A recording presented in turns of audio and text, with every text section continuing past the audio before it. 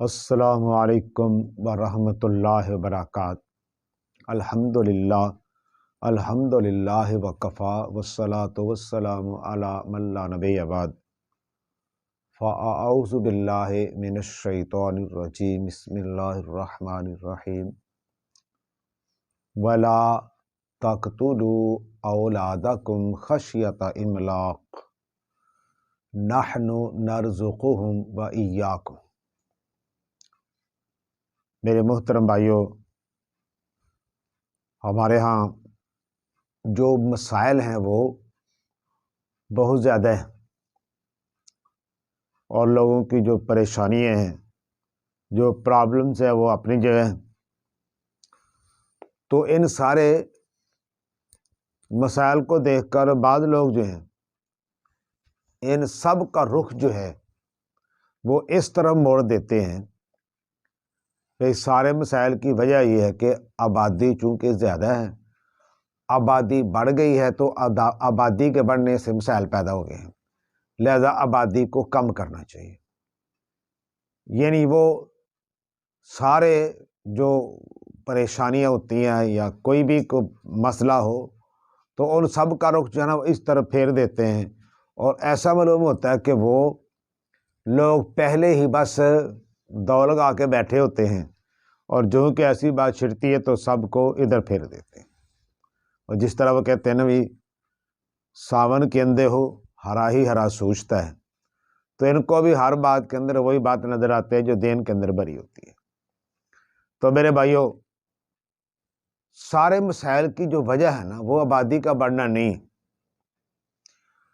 اگر ہم دیکھیں تو جو لوگوں کا معیار زندگی ہے آج سے 40-50 سال پہلے، تو اب کیا جو زندگی کا معیار ہے وہ کم ہوا ہے یا زیادہ ہوا ہے؟ لوگ سہولتوں کے اعتبار سے اب زیادہ سہولتیں استعمال کر رہے ہیں، پہلے سے کم کر رہے ہیں۔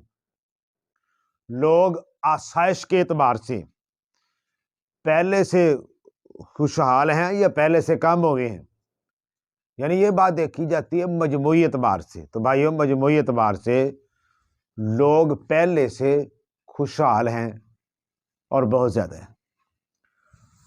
اگر میں دیکھوں اپنے دیہاتی زندگی کی طرف اور شہری زندگی کی طرف، تو ہمارے اپنے دیہات میں پہلے جب ہم بچپن میں تھے تو سوائے ایک آدھ مکان کے پورا جو دیہات تھا نا وہ کچے مکانوں پر مشتمل تھا، اور اگر اب میں دیکھوں تو میرا خیال سوائے شاید ہی کوئی کچا مکان نظر آئے، باقی سب کے سب پکے ہیں۔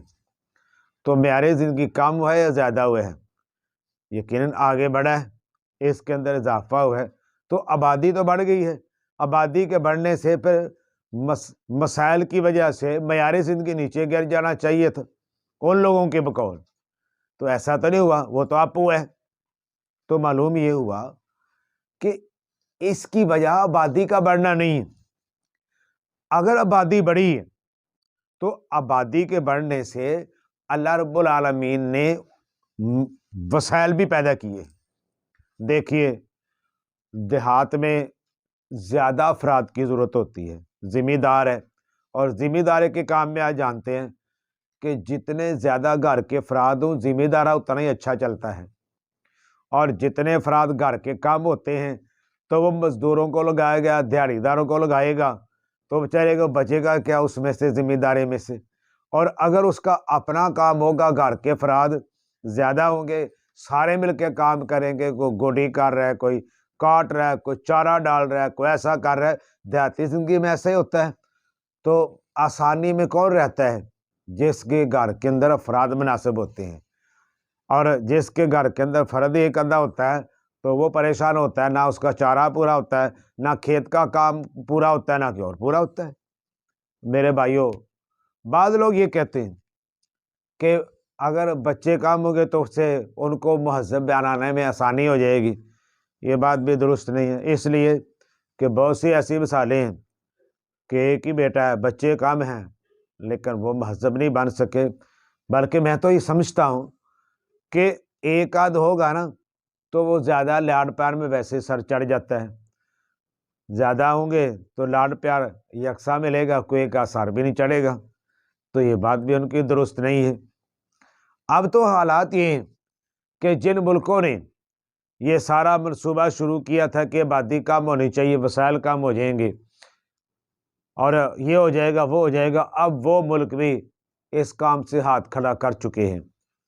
اور ان کے یہاں بوڑھوں کی، مگر آپ دیکھ لیں یورپ میں بوڑھوں کی تعداد زیادہ ہے، جوان وہاں کم ہے، تو اب وہ اس زندگی سے، اس معمول سے تنگ آ گئے ہیں۔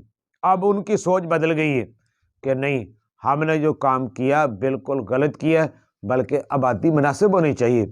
اور بھائیو، جہاد فی سبیل اللہ کا مسئلہ ہے، وہ مسئلہ بھی حل ہو جاتا ہے۔ ایک آدمی، اس کے کافی بیٹے ہیں، ایک دو جہاد میں چلا جائے گا تو کوئی نہیں، اگر ایک آدھی ہوگا تو ان کو بھیج کر وہ فارغ ہو جائے گا۔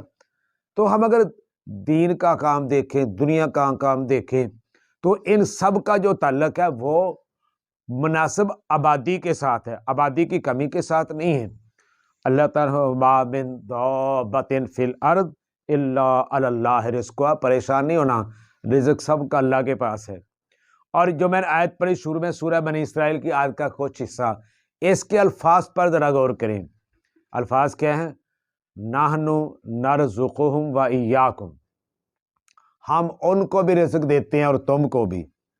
یہاں اللہ تعالیٰ نے، یہاں ایک باریک نکتہ ہے، یہاں اللہ تعالیٰ نے جو ابھی دنیا میں آئے نہیں ان کا تذکرہ پہلے کیا ہے، جو آگے ان کا بعد میں کیا۔ نحن نرزقہم، ہم ان کو، کن کو؟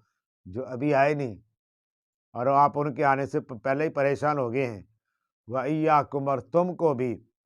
تو اس لیے مسائل کو آبادی کے زیادہ ہونے کی طرف موڑ کر اور سارا غصہ زیادہ آبادی کے اوپر اتارنا، یہ سوچ درست نہیں ہے۔ اللہ تعالیٰ کے حکم، کتاب و سنت اس کے خلاف ہے۔ تو اس لیے مسائل کی مختلف وجوہات ہوتی ہیں، ان میں وسائل کا غیر منصفانہ جو تقسیم ہمارے ہاں پائی جاتی ہے، طبقاتی نظام پایا جاتا ہے ہر شعبے کے اندر، اور بہت سی چیزیں ہوتی ہیں مسائل کی، اس کا صرف آبادی کی طرف موڑنا اور باقیوں سے چشم پوشی کرنا، یہ اچھا نہیں، صحیح تجزیہ کرنا چاہیے۔ وما علینا الا البلاغ۔